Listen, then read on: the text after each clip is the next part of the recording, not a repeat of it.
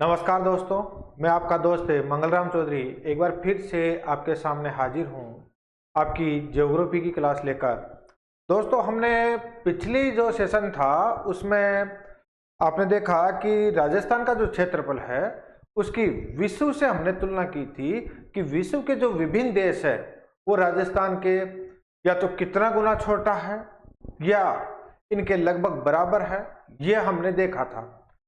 उसी प्रकार से हमने भारत के विभिन्न राज्यों के साथ इसकी तुलना की थी और फिर हमने देखा था कि जो राजस्थान है उनके जो सबसे ज्यादा क्षेत्रफल रखने वाले जिले कौन कौन से हैं और सबसे कम क्षेत्रफल रखने वाले जिले कौन कौन से हैं, ये हमने देख लिया था। आज हम जो देखेंगे वो संभागीय व्यवस्था देखेंगे। राजस्थान की जो संभागीय व्यवस्था है, हालांकि आपके लिए भी समस्या है ये कि वर्तमान में संभागों की व्यवस्थाएं कभी जोड़ दी जाती है, संभाग नए जोड़ दिए जाते हैं और कभी खत्म कर दिए जाते हैं, लेकिन आपको इसमें ज्यादा सोचने की जरूरत नहीं है।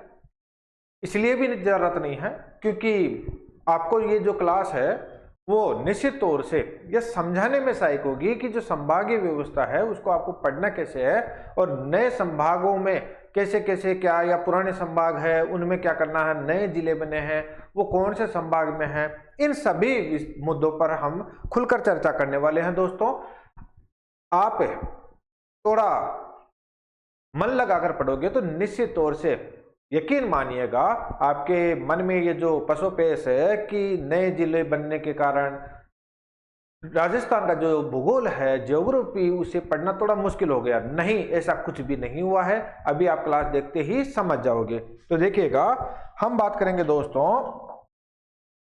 संभागीय व्यवस्था पर। इस पर संभागीय व्यवस्था, तो संभागीय व्यवस्था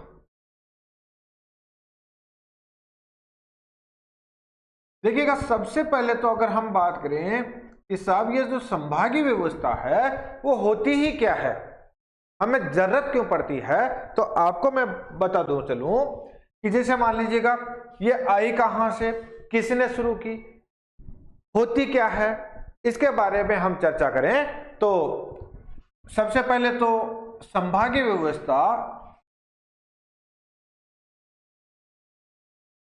शुरू किसने की, ये राजस्थान के संदर्भ में नहीं है, थोड़ा आपको विस्तार से समझना होगा ताकि आपको बार बार पढ़ना ना पड़े।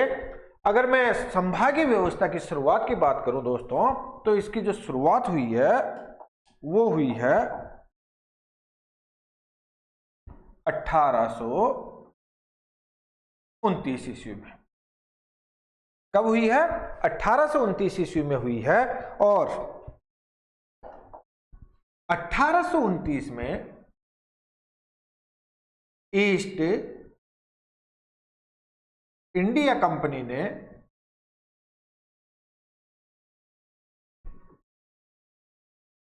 ने इसकी शुरुआत की थी और प्रारंभिक स्तर पर इन्होंने 9 क्षेत्रों में, कितने क्षेत्रों में, 9 प्रशासनिक इकाइयों में बांटकर संभागीय व्यवस्था की शुरुआत की थी। और अगर बात करें तो इस समय लॉर्ड विलियम बेंटिक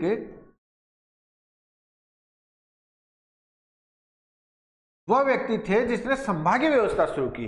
तो आपके मन में जो यह है कि संभागीय व्यवस्था कहां से आई है, तो वो 1829 से आई और ईस्ट इंडिया कंपनी ने शुरू की थी और करने वाले व्यक्ति कौन थे, लॉर्ड विलियम बेंटिक थे।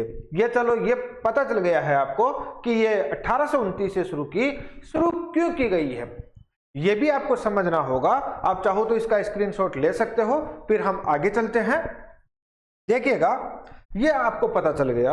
अब हम बात करें दोस्तों, तो संभागीय व्यवस्था उनको क्या जरूरत पड़ी या वर्तमान में क्यों जरूरत पड़ी इसकी, तो जैसे मान लीजिएगा ये एक क्षेत्र है,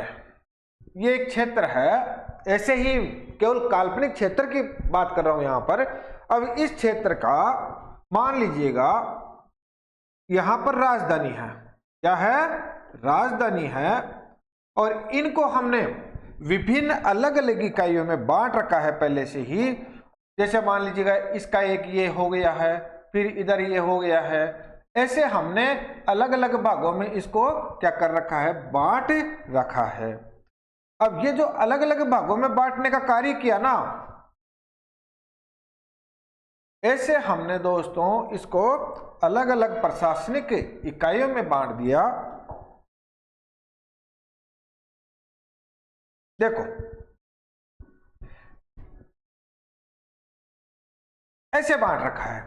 अब मान लीजिएगा कि ये जो प्रशासनिक अलग अलग इकाइयां हैं, अब यहां से जैसे मान लीजिएगा ये कोई क्षेत्र है, इस क्षेत्र के लिए यहां पर उस लोगों को प्रतिदिन आने में यहां पर क्या होती थी, समस्याएं होती है, और समस्याएं उस जमाने में भी होती थी। तो उसके लिए यहां के लिए अगर ऐसी समस्याएं हैं तो इसका हल क्या हो, इन समस्या का निदान क्या हो, तो इस समस्या का निदान करने के लिए मान लीजिएगा जो हमने इधर ये वाली रेखाएं हैं उनके लिए यहां पर एक इकाई बना दी गई हो, और इनके लिए एक यहां पर इकाई बना दी गई हो, और इनके लिए एक यहां पर इकाई बना दी गई हो। अब ये जो लोग हैं इनकी समस्याओं का निवारण ये यहां पर आकर कर सकते हैं।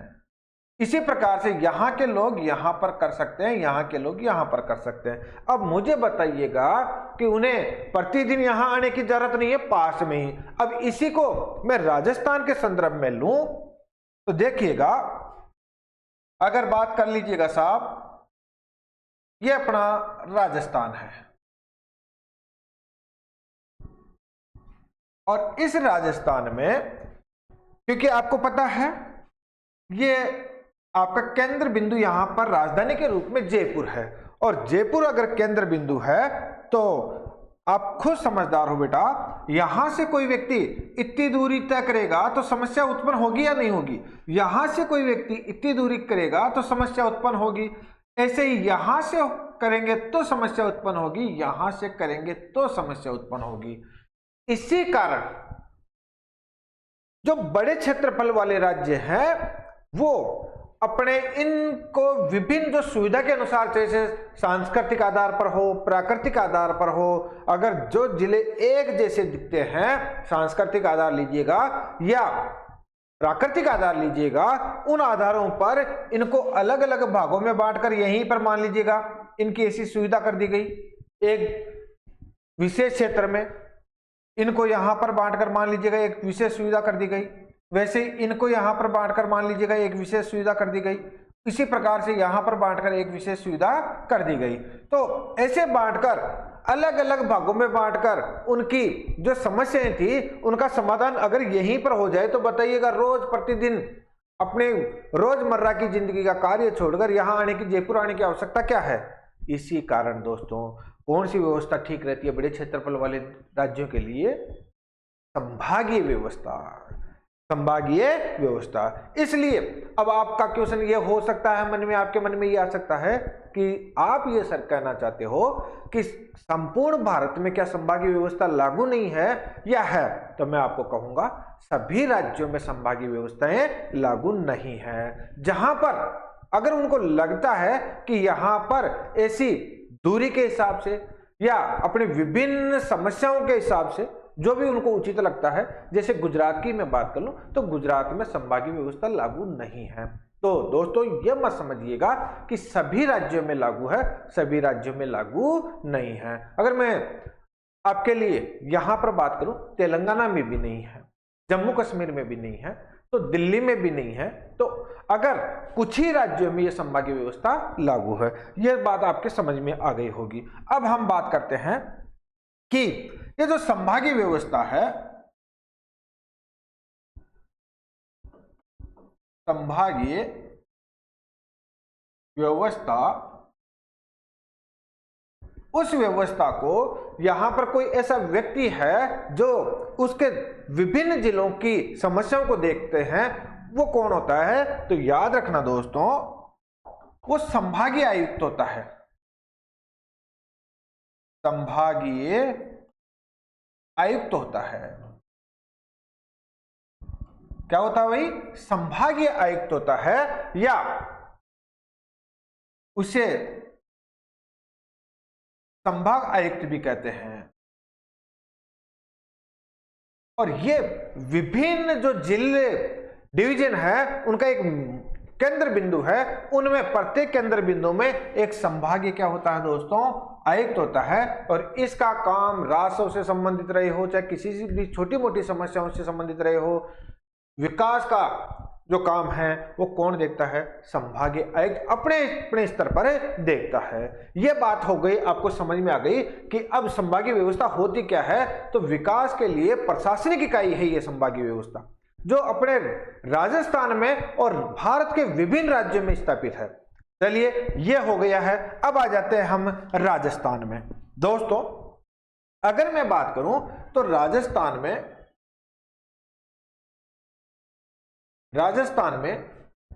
यह व्यवस्था कौन सी व्यवस्था? संभागीय व्यवस्था कब से लागू है? तो 1949 से। कब से लागू है? 1949 से शुरू की गई।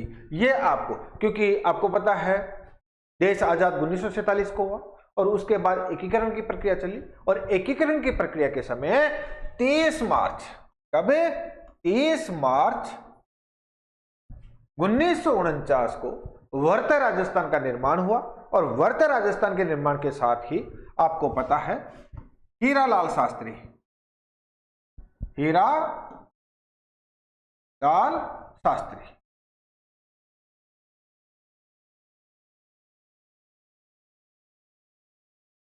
के समय में ये जो संभागीय व्यवस्था है उसको क्या कर दी गई? लागू कर दी गई। तो याद रखना है दोस्तों, 1949 में अगर मैं बात करूं तो इसकी व्यवस्था की क्या कर दी गई? शुरुआत कर दी गई। चलिए, 1949 में शुरुआत हो गई इसकी, और 1949 के शुरुआत के बाद हम वर्तमान में अगर उसी समय देखें तो देखिएगा 5 संभाग, कितने संभाग है? 5 संभागों में बांट दिया गया। 5 संभाग। जब 1949 को संभागीय व्यवस्था शुरू की गई तो 5 संभागों में इसे बांट दिया गया। और वो जो संभाग थे वो कौन कौन से थे? याद रखिएगा दोस्तों, जयपुर,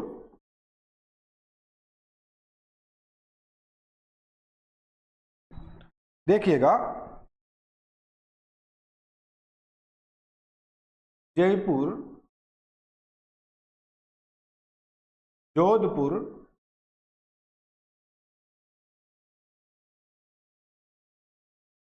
कोटा, उदयपुर और बीकानेर।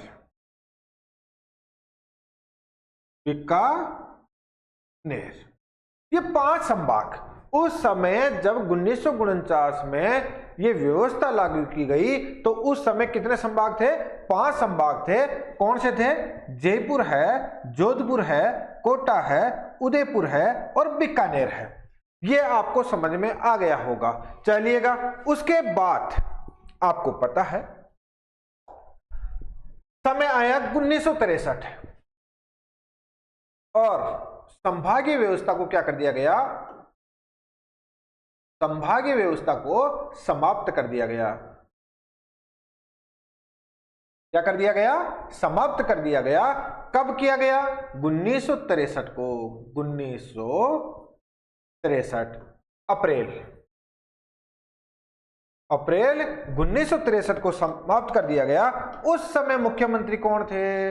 मोहनलाल सुखाड़िया। मोहनलाल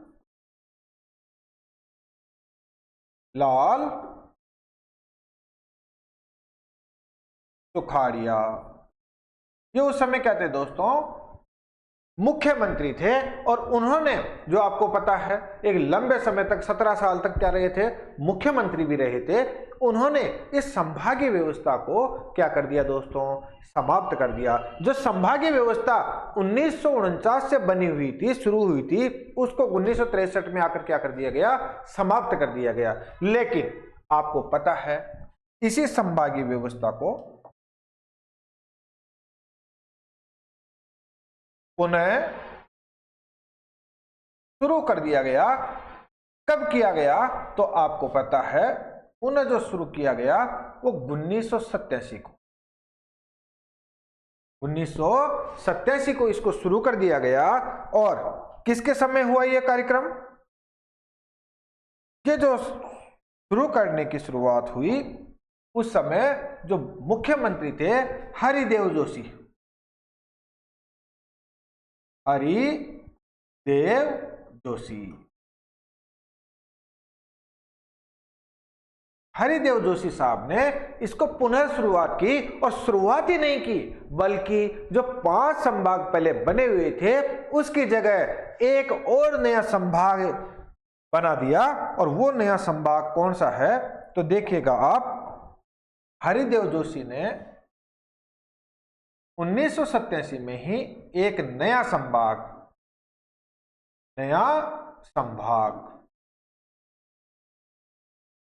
किसको, अजमेर को, किसको बनाया दोस्तों, अजमेर को बनाया। किस रूप में, चटवा संभाग के रूप में।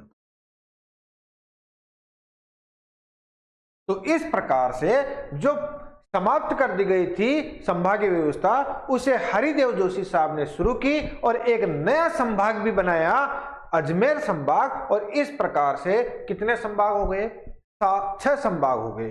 फिर वसुंधरा राज्य का कार्यकाल आया और उन्होंने एक 7वां संभाग, कौन सा संभाग है, एक 7वां संभाग, 7वां संभाग कब बनाया, 4 जून 2005 को। किसने दोस्तों, तो आपको पता है वसुंधरा राज्य जी ने, वसुंधरा राज्य ने। तो वसुंधरा राज्य जी ने एक नया संभाग बना दिया, और वो संभाग कौन सा था, तो आपको पता है जो 7वां संभाग था वो भरतपुर। कौन सा था, भरतपुर। इस प्रकार से कितने संभाग बन गए, 7 संभाग बन गए। यहां तक तो मामला ठीक था। और 2005 से लेकर 2023 तक इन्हीं संभागों के मध्य हम चले आ रहे थे और एक स्टेबल हो गए थे। और स्टेबल हो गया था, ठहराव आ गया था, तो उसमें कोई दिक्कत न तो छात्रों को आ रही थी और न टीचरों को आ रही थी, और सरकार को तो आनी ही क्या थी, और एग्जामिनर में भी कोई दिक्कत नहीं थी। लेकिन आपको पता है ये भूचाल कब आया, 2023 को आया, 3 नए संभागों की घोषणा के साथ।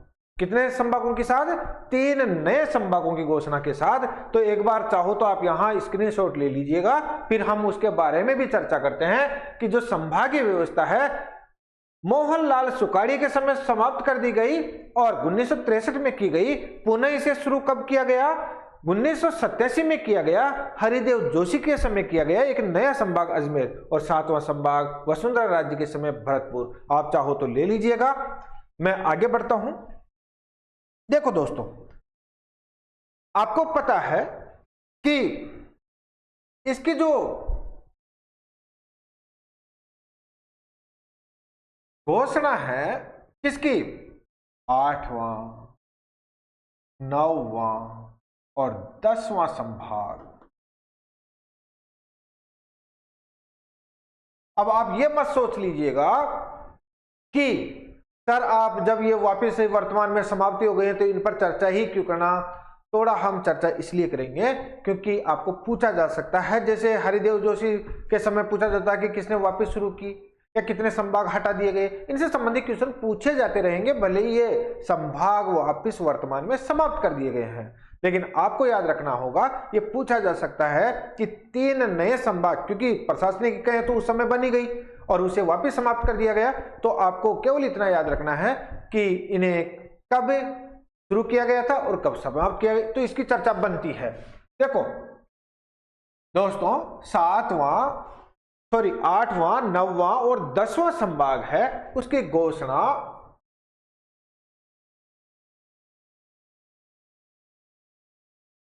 मार्च 2023 में की गई और अगस्त 2023 से 3 नए संभागों की क्या घोषणा कर दी थी, घोषणा मार्च में की गई और अधिसूचना जारी कर दी गई थी। क्या कर दी गई थी? अधिसूचना।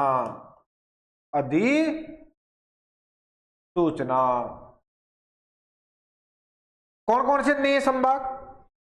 ये 3 आपको संभागों का पता है। एक तो आपका बांसवाड़ा,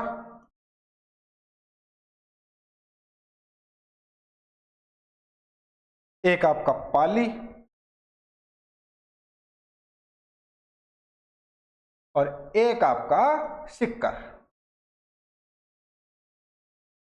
इस प्रकार से इन 3 संभागों को जोड़कर जो पहले 7 संभाग थे उसमें ऐड कर दिया गया 3 और हो गए कितने? 10। ये आपको पता है। ये व्यवस्था 3 नए संभाग की व्यवस्था किसके समय में की गई? तो अशोक गहलोत जी के समय। किसके समय? मुख्यमंत्री अशोक गहलोत जी के समय की गई। यह आपको पता है। यह चीज आपको पता है कि यहां तक कितने संभाग हो गए थे? 10 संभाग हो गए थे। फिर आपको पता है 2024 में कब? मैं यहां पर थोड़ा ऐड कर रहा हूं, देखिएगा। हाँ जी, 3 जो 8वां है, 9वां है और 10वां है, ये जो संभाग है उनको समाप्त कब कर दिया गया? इनको 2024 में, 2024 दिसंबर में इसे क्या कर दिया गया? समाप्त कर दिया गया। तो 2024 को समाप्त कर दिया गया। किसके शासनकाल में? तो थनबेरो है भाई, मुख्यमंत्री भजन लाल शर्मा जी के द्वारा। आपको पता है एक मंत्रियों की रिव्यू कमेटी बनी और उन कमेटियों ने राजस्थान में जो जिले थे, नए जिले बने थे, उनमें से जिलों को समाप्त किया गया, कुछ जिलों को, और साथ ही में 3 संभागों को क्या कर दिया गया? समाप्त कर दिया गया। यानी कि हम बात करें तो 9 तो जिलों को समाप्त कर दिया गया और 3 संभागों को समाप्त कर दिया। और इस प्रकार से दोस्तों इन 3 संभागों को क्या कर दिया गया? समाप्त कर दिया गया। यहां तक आपको समझ में आ गई होगी। अब बात करें तो फिर वर्तमान में अब हमारे पास कितने संभाग है? तो वर्तमान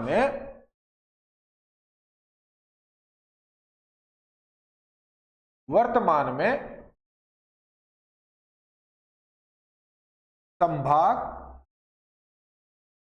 कितने हैं दोस्तों? 7 संभाग है। कितने भाई? 7 संभाग है। तो देखिएगा, यानी कि ये बिल्कुल वैसा ही है कि जहां से ये भूल भुलैया वाला ही चीज हो गया है कि जहां से चले थे वापिस वहीं पर आ गए। कि 2005 में भी ये 7 संभागीय व्यवस्था थी, फिर वापिस 2023 में बदलाव आए और 2024 के अंतिम में आते आते तक वहीं पर पहुंच गए जहां पर 2005 की स्थिति थी। क्या वैसे के वैसे रूप में पूछे? नहीं, वैसे के वैसे रूप में तो नहीं पूछे। तो कैसे पहुंचे आपको पता है।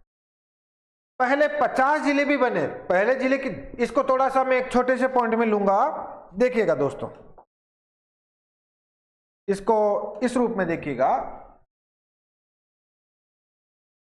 जिले, तो इनको इस रूप में 2023 से पहले कितने थे? तो 33। और 2023 में कितने हैं? कितने थे? 50। और बात करें दिसंबर 2024 में कितने हैं? 41। तो अब हम क्या नहीं कर सकते कि राजस्थान में 7 तो संभाग है, 7 तो संभाग है, और जो जिले हैं वो कितने हैं? 41 जिले हैं। यह बात आपको समझ में आ गई होगी।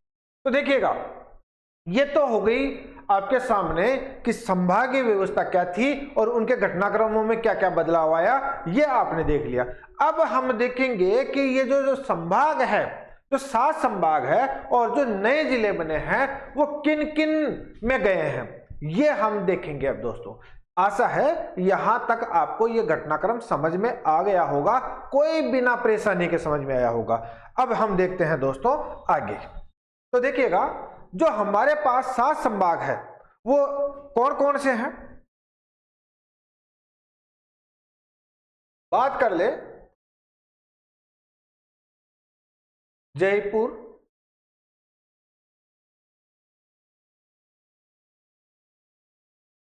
बीकानेर,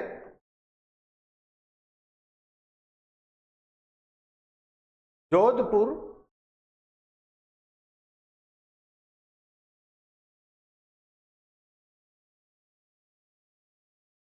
कोटा,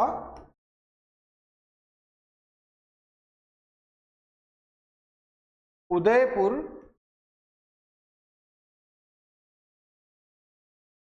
और अजमेर,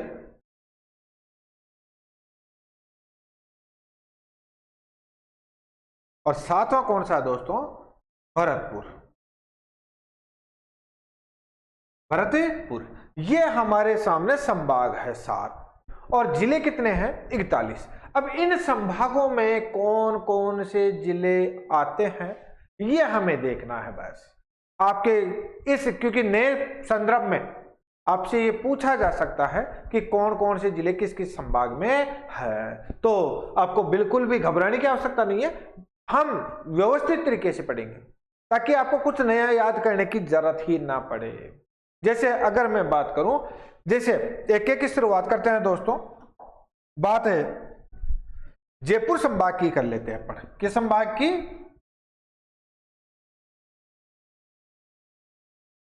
जयपुर संभाग। अगर इस संभाग की बात कर लूं मैं, तो आपको कि सर क्या पढ़ेंगे, बहुत से जिले कैसे याद करेंगे? भाई अभी बताऊंगा ना, आपको टेंशन लेने की जरूरत नहीं है, और बिना ट्रिक के बताऊंगा फिर भी आपको याद रहेगा, बस केवल आपको समझना है। दोस्तों अगर मैं बात कर लूं कि जो पुराने, इस संभाग में पुराने जिले तो आपको पता ही है कौन कौन से हैं वो। अगर मैं बात कर लूं, जयपुर की ही बात कर लूं, तो जयपुर तो आता ही आता है भाई, जयपुर है। जयपुर से ही कौन निकला है भाई? दौसा भी निकला है। दौसा निकला था तो दौसा भी इसी में आ गया। और अगर हम बात करें, अलवर भी इसी में आता है। अगर हम बात करें, सीकर भी इसी में आता है। और अगर हम बात करें, झुंझुनू भी इसी में आता था। ये लो भाई झुंझुनू भी इसी में। देखो ये जो संभाग है वो पहले आते थे जयपुर, दौसा, अलवर, सीकर, झुंझुनू, ये पहले से ही थे। अब नए क्या हुआ है तो आपको नया कुछ ज्यादा टेंशन लेने की जरूरत नहीं है। जैसे एक चीज समझिएगा, मैं यहां पर बात करूं तो हमारे सामने मौजूद है कोटपुतली,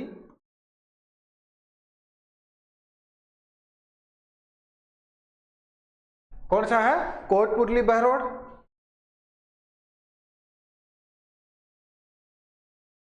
और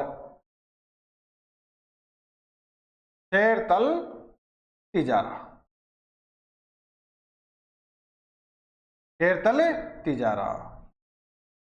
देखिएगा तो यहां पर जयपुर, दौसा, अलवर, सीकर, झुंझुनू ये तो पहले से मौजूद है, तो इनमें तो टेंशन लेने की आपको जरूरत ही नहीं है। नया ऐड क्या हुआ है, कोटपुतली बहरोड और